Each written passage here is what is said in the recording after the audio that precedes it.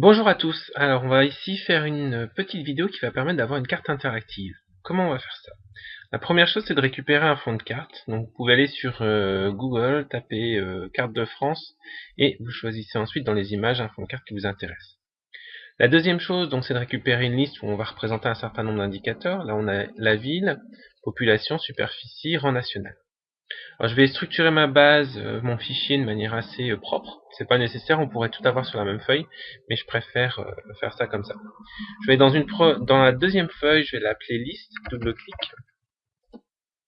dans laquelle je vais copier la liste donc des indicateurs que je vais utiliser pour faire référence. Donc clic droit, je vais faire un collage spécial en transposé comme ceci, ou alors vous pouvez utiliser collage spécial et choisir ici transposer. Voilà, donc ça c'est impeccable. Donc là je vais mettre liste indicateur. Alors une bonne pratique sur 2007-2010, on va aller dans accueil, style, et on va choisir une mise en forme sous forme de style. On n'oublie pas de cocher mon tableau comporte des en-têtes. Voilà. Puis finalement, je vais dans formule, depuis sélection, et donc je crée un nom à partir de la sélection, et ici je me positionne sur la ligne du haut. Je valide ensuite par OK. Je vérifie, donc on a bien la liste des indicateurs comme ceci. Le très gros avantage d'utiliser une telle approche, c'est que lorsqu'on va ajouter des nouveaux, par exemple si j'ajoute un nouvel indicateur, et bien automatiquement la liste va le prendre en compte. Et effectivement, si je clique sur liste des nouveaux indicateurs, on voit donc que c'est A2, A5. Et si je le supprime, la liste des indicateurs a aussi été mise à jour, ça c'est assez classique. La troisième feuille, pardon, on va la renommer paramètres, comme ceci, et dedans on va mettre choix de l'indicateur, comme ceci, et donc c'est un choix qui va aller de 1 à 3 en fonction donc de ce qu'on aura sélectionné dans un menu déroulant qu'on va rajouter ici par la suite.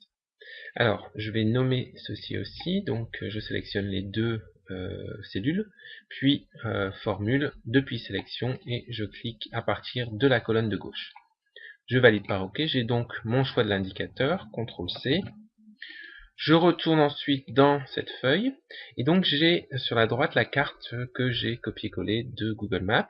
Je vais ensuite aller sur le développeur, insérer, et j'utilise un menu déroulant comme ceci, que j'insère ici. Clic droit sur le menu déroulant, format de contrôle, la cellule liée sera donc égale à choix de l'indicateur, et on va aller chercher donc la plage d'entrée.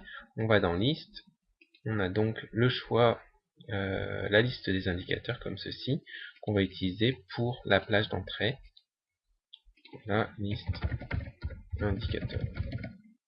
Je valide par OK, je vérifie que ça fonctionne, donc je peux prendre la population, ou la superficie ou le rang national, qui va donc correspondre à 1 pour la population, la superficie à 2, etc. Parfait. Je vais renommer la feuille tant qu'on y est. Il reste ensuite à reprendre en fonction de la population, superficie, rang national, quel est l'indicateur représenté sur la carte. Je vais ici l'appeler indicateur sélectionné, comme ceci, et je vais utiliser une fonction index. Je recherche dans cette matrice, point virgule, et je vais chercher l'indicateur qui se trouve dans paramètres, que je peux aller cliquer directement dans paramètres, et comme ceci, on voit donc que ça reprend choix de l'indicateur. On n'a pas de colonne dans ce cas-ci, pardon, attention, puisque c'est, je recherche, voilà, le numéro de ligne sera 1, point virgule, et le choix de l'indicateur étant le numéro de la colonne. Donc si je prends population, je retourne la population, la superficie, je retourne la superficie, et le rang national, je retourne le rang national. Je sélectionne jusqu'en bas. Je vais ensuite ajouter une mise en forme conditionnelle sur l'indicateur sélectionné. On a plusieurs choix, hein. On peut utiliser par exemple des jeux d'icônes, des nuances de couleurs ou des barres de données. Alors je vais prendre des barres de données, comme ça me donnera quelque chose de sympathique. On voit ici, donc sur la population, on a un ordre décroissant, et sur la superficie, on a ceci. Il ne reste plus ensuite qu'à donc prendre chacun des indicateurs et à le mettre sur la carte. Alors c'est là où on est vraiment dans ce qu'on appelle une preuve de concept. C'est plus pour montrer la possibilité ou l'intérêt d'avoir une représentation graphique d'un certain nombre d'indicateurs plutôt que d'avoir un outil de représentation graphique complet. Si on va sur des outils de représentation graphique complets, il faudra ajouter donc la localisation de Paris, Marseille, Lyon, etc. sur une carte, mais de manière très précise avec la longitude et la latitude. Ici, on veut juste une approximation qui va quand même nous permettre de voir ce qui se passe.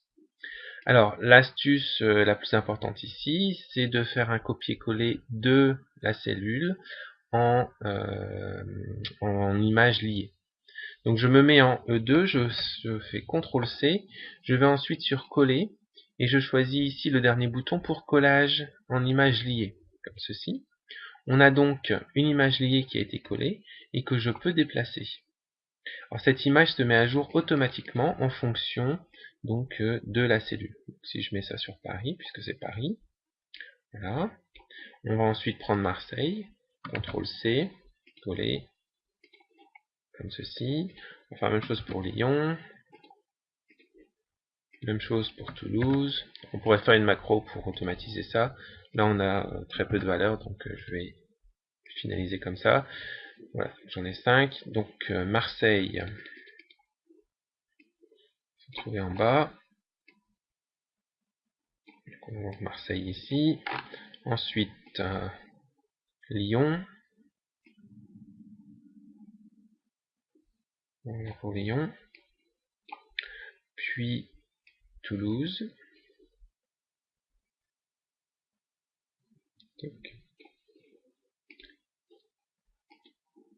Et finalement Nice.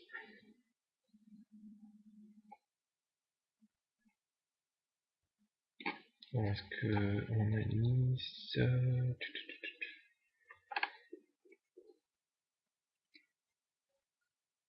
Voilà. Marseille et Nice ici. Alors, on notera ici dans ce cas particulier que il y a une transparence des couleurs. Ça peut être quelque chose d'utile, par exemple, si vous voulez représenter comment on appelle ça, une bulle en fonction de la taille de la population. En l'occurrence ici, on va mettre tout ça en fond blanc, de façon à ce que sur la carte, ça apparaisse bien en blanc. D'accord? On va enfin donc tester. Si je prends maintenant ma population, j'ai donc la population ici, et on voit donc chaque population à l'intérieur. Si je prends le rang national, on a donc le rang qui apparaît comme ceci. On peut aussi choisir d'autres mises en forme, et donc une fois que cette première étape a été faite, c'est assez pratique pour mettre les autres. Par exemple, je vais prendre une nuance de couleur.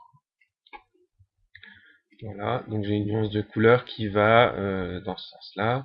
Et si je prends la population, on va donc avoir en plus de la population une nuance de couleur. On peut prendre une nuance de couleur plus